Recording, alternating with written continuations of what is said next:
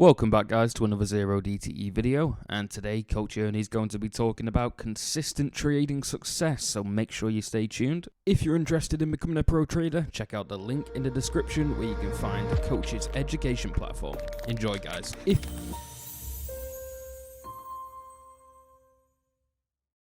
So everything that we do are predicated on those two fundamental values: preservation of capital over profit, process over outcome. Now, you can get deeper in the weeds and how you actually achieve those things, and I do. I talk about a lot of the Eastern philosophies that will help you find some sort of solace and value in focusing on the things in the present and being able to train your mind so that you can clear out all the clutter and focus on one thing and have greater clarity in order to achieve those goals. Having recognition that what we're really doing is we're trying to manage constant change. In fact, that's exactly what I don't have my logo here. I have it right here. That logo is emblematic of all of that. This is called the Zen circle, and it represents impermanence. In other words, things are constantly changing. They're impermanent. So everything that it feeds in on itself. That's representing this recursive algorithm that we're always going through. We solve problems by going through this recursion, Zen circle. There's a reason why there's that circle there. It's not just a fancy zero. It actually means something. So I bring in a lot of these Zen philosophies that I think are very valuable in helping you achieve these ideals, this very difficult thing. And I try to show that this is universal amongst all great performers, people who are at the top of their field in terms of performance. And what are the most fundamental things that they do to achieve that greatness? And they do that through practicing the fundamentals and getting into the zone, getting into that state of present moment, being able to then control the mind, and building up your fortitude to be able to make the decisions when they have to be made. That's how you achieve that consistency so that you can affect the things that are important. It's how you get into the zone, through repetition and practicing the right thing and not allowing your brain and your human aptitude for bringing in shit.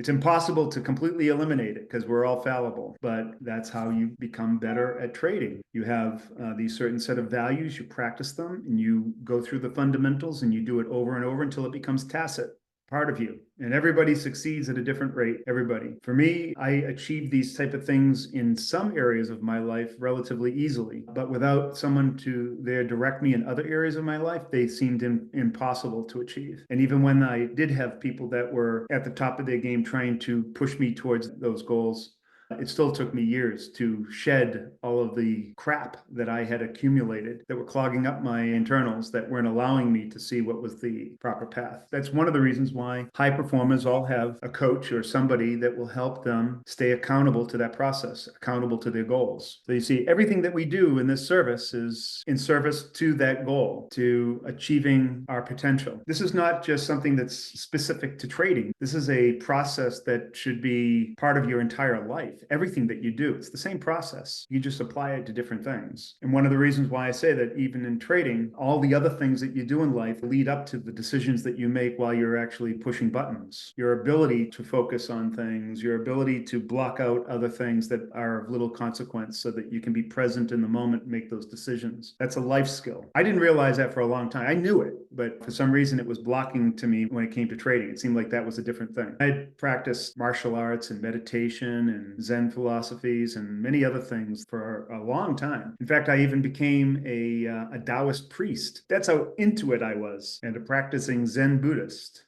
even. Although I could never get into the idea of being part of a sect or a group or like a clan. That never made sense to me because it wasn't about that. It was really an internal endeavor that you were trying to achieve. And often when I got involved in these groups, they often took on a political varnish that didn't set well with me. Everybody's looking for an identity outside of themselves. Yeah, that's true. Instead of just finding themselves. Not everybody. I'm just saying that happens a lot. Mm-hmm.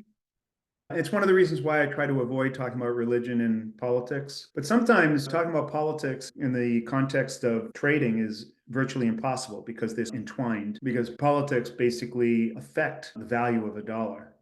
100%. They affect inflation. They affect everything. Political events have direct reflection on price movement. There's nothing you can do about it. So at some point you have to talk about it. And when you do, sometimes you say the wrong thing and you try to be balancing in the middle, and people will interpret it different ways because they're already predisposed one way or the other. And they hear any kind of cue or something that triggers them, and then they think that you're either on one side or the other. So it's a really touchy topic. And it's one of the reasons why I don't like anybody talking about it in our forums. However, it's a reality that it does affect us. And by being part of one of those clans on one side or the other and letting that affect your judgment one way or another is not going to help you. Trying to become a little bit more, being able to step back and see that reality is an extremely difficult thing to do because, as you had just said, Doug, it often is connected directly with our own personal identity. And people lose their shit when you try to strip away their identity. Usually they gravitate towards an identity like that because they don't really understand who they actually are.